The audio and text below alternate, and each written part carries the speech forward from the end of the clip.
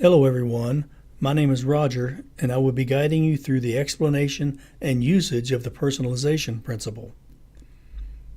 An important feature in any learning situation that is sometimes lost in online learning is the ability to relate to the instructor or presenter.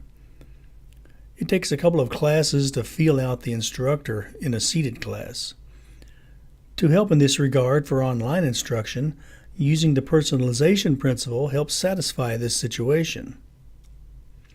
The principle states that using conversational style and virtual coaches will increase learning.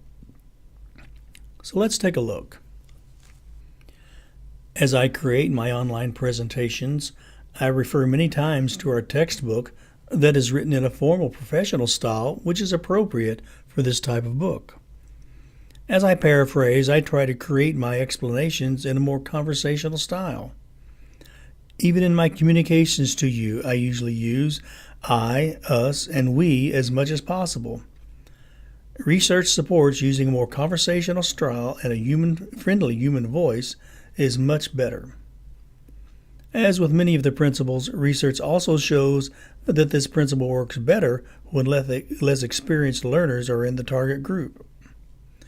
So as you create your online training, try to put yourself in the conversation with another person, as in this picture. As I have stated before, online training should not be information delivery. It should be able to connect with the online learner. According to cognitive theory of learning, humans try to make sense of presented material by applying appropriate cognitive processes. Historically, we have learned from other humans, so it makes sense that the more human-like we can make our learning, the more apt learning will take place. The research shows that we will work harder if we are in conversation with a partner rather than just a receiver of information. The more social cues you create in online instruction, the more human-like it will be. Let's explore the importance of social cues.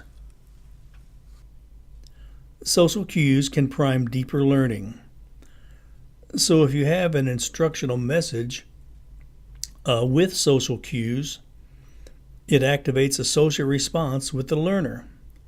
This increases active cognitive processing, which increases the quality of the learning outcome. Research bears this out. Let's take a look. This chart is a recreation of the one on page 187 of our textbook. It shows just how effective the personalization version of audio text, or on-screen text for that matter, is in online instruction. Another part of the personalization principle is the effective use of on-screen coaches to promote learning. Let's take a look at how this works. I've used this picture of me in the past in a couple of our instructions.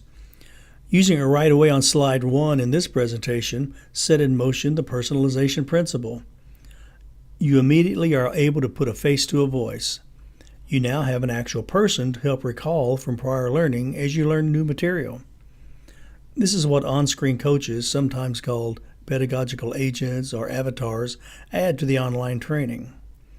It establishes a personal connection that helps with social cues, as we mentioned in a previous slide.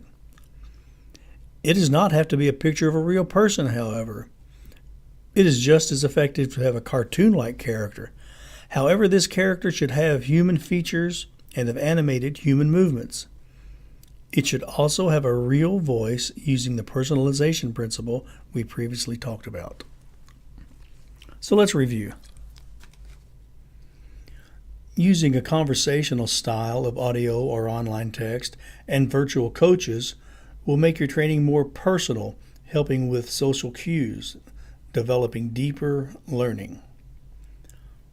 This is Roger saying thanks for participating in the training.